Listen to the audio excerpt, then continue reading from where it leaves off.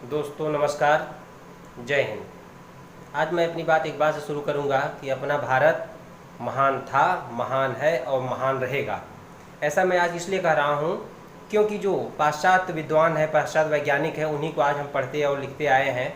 लेकिन हमारे जो ग्रंथ हैं उसकी जो जानकारियाँ हैं हमारे जो है न तो स्कूली बुकों में, स्कूली किताबों में बताई गई, न तो हमारे जो यूनिवर्सिटियाँ हैं वहाँ पर बताई गई, जैसे कि आप समझ सकते हैं कि सूर्य की गणना जो है, सूर्य से हमारी पृथ्वी की दूरी कितना है, पृथ्वी उसको चक्कर लगाने में कितना समय लेती है, अपनी अक्ष पे कितना समय लेती है, उसकी गति क्या है, अन्य ग्रहों की दूरियां क्या हैं, यहाँ तक कि आप शनि की 7.5 और शनि की ढैया पढ़ते हैं। ये सब क्या है, जिसे ज्योतिष विज्ञान कहते हैं। आज हम जिसे ज्योतिष विज्ञान कहते हैं और जो हमारे विद्वानों द्वारा, ऋषि मुनियों द्वारा फार्मूलाज बताए गए हैं, उस पर सिर्फ हम रख देते हैं मान को और सटीक गणना सिर्फ हमें प्राप्त हो जाता है। ये उसी तरह से है कि आप सिर्फ फल खाने से मतलब रखिए, छिलके से आपका मतलब नहीं है। लेकिन वर्तमान में सारी जानकारियाँ हम जो पढ़ते हैं बताते हैं कि न्यूटन ने इसकी खोज किया, रदरफोर्ड ने ये खोज किया, तमाम सारी चीज़ें जो है, सारा ज्ञान हम आधारित आज का है समझते हैं कि विदेशी वैज्ञानिकों पे है। लेकिन ऐसा नहीं है। न्यूटन ने जो गुरुत्वाकर्षण की खोज किया वो उससे पहले हमारे देश के वैज्ञानिक रहे हैं, मुनि ऋषि रहे हैं। जेठदेव जी दक्षिण भारत से बिलोंग करते थे और एक गांव में रहते थे। उन्होंने उस सारी घटनाओं को, उन सारी बातों को अपनी पुस्तक में ताड़ के पत्रों पर लिख करके पहले से ही गए हैं। लेकिन जो हमारा देश गुलाम रहा, चाहे वो मुस्लिम आक्रांताओं द्वारा रहा हो, चाहे क्रिश्चियन आक्रांताओं द्वारा रहा हो या किसी अन्य आक्रांताओं द्वारा रहा, उन्होंने हमारे धर्म ग्रंथों को, हमारा धर्म क्या है, पहली बात करें, धर्म है क्या? धर्म होता है जीवन जीने की कला। कौन सा समाज किस तरह से अपना जीवन यापन करता है, वही उसका धर्म है। ठीक है, तो हम कहते हैं कि जीवन जीने की एक शैली ही धर्म है।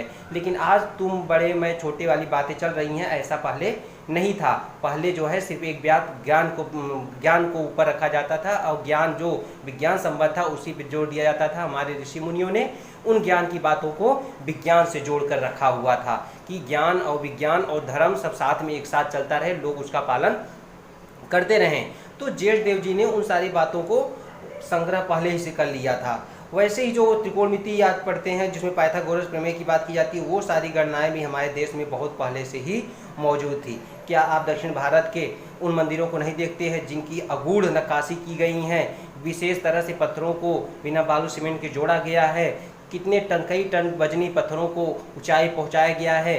तंजौर का जो है तमिलनाडु में एक मंदिर है बृहदेश्वरा का, वहाँ पर आप देखेंगे 80 टन के पत्थर को बिना क्रेन की मदद से, आज जो कि ऊपर किसी ऊंचाई पे 216 फीट पे ले जाना मुश्किल है, लेकिन उस समय 80 टन के पत्थर को अगर ऊपर ले जाया गया, क्या उसमें किसी टेक्नोलॉजी का प्रयोग नहीं किया गया होगा? जो सूक्ष्म से सूक्ष्म एक ही पत्थर से गढ़ी हुई आकृतियाँ मंदिरों में लगाई गई हैं, क्या बिना किसी टेक्नोलॉजी के उसको बनाया गया होगा? क्या उससे पहले भारत में विज्ञान नहीं था? आप आज भी जब दक्षिण भारत में जाएंगे, चूँकि मैं उत्तर भारत के नाम क्यों नहीं ले रहा हूँ कि उत्तर भारत में आक्रांताओं का विशेष प्रभाव रहा। उन्होंने प्राचीन रचनाओं को अधिकतम नष्ट ही कर दिया है। जो कुछ मौजूद है वो उनके ध्वंसावशेष हैं, जिसको जो है पुनः निर्मित करके जो है आज हम जो है उसको संभाले हुए हैं। इसलिए मैं दक्षिण भारत में जहाँ उनका प्रभाव कम रहा, वहाँ पर प्राचीन विज्ञान के नमूने को आप देख सकते हैं।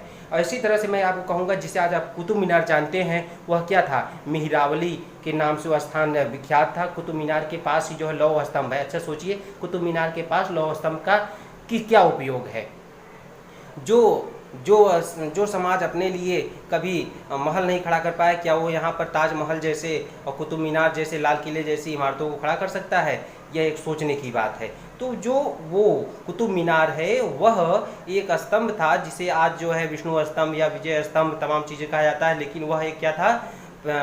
वो प्रयोग स्थल था जहाँ पर क्षमा करिएगा, जहाँ पर ज्योतिष से संबंधित गणनाओं को करने के लिए उस ऊंचाई का प्रयोग किया जाता था। और जो लौह स्तंभ है वह उसके सटीकता, उस जो फार्मूला था, जो उनका तरीका था, वह उस लौह स्तंभ से और कुतुब मीनार स्थित है जो है, उस दोनों का एक कनेक्शन था जिसके द्वारा गणनाएं करते थे। उसी के पास जो जंतर मंतर स्थित है वो क्या है? आज जिसे हम सिर्फ पर्यटन स्थल बना लिए हैं, लेकिन उसके द्वारा भी सूर्य, चंद्रमा, अन्य ग्रहों की गतियों का अध्ययन किया जाता था। क्योंकि जो मैं 7.5 सैनिक 7.5 और ढैया की बात कर रहा हूँ, तो उसकी बात यह है कि 29 वर्ष 6 महीने और कुछ घंटे सेकंड दिन के हिसाब से समय लगता है सूर्य की पूरी परिक्रमा करने में पृथ्वी को, शनि को। तो लेकिन पृथ्वी के पास उन 29.5 वर्षों में शनि 7 बार होकर के गुजरता है, जिसका क्रम ढाई वर्षों का होता है, इसलिए 7.5 और ढैया की बात की जाती है। इस तरह से हमारा कहना है कि भारत का विज्ञान बहुत ही विकसित था, बहुत ही संपन्न था, जिसकी सामना आज भी जो है विदेशी पाश्चात्य वैज्ञानिक नहीं कर सकते हैं। जब हुआ क्या है, भारत में सुनने की प्रथा थी कि ज्ञान को एक मुख के द्वारा दूसरे मुख, दूसरे से तीसरे, सुश्रुत जिसे कहते हैं, यह प्रथा थी। सुन करके ज्ञान को एक दूसरे में ट्रांसफर किया जाता था।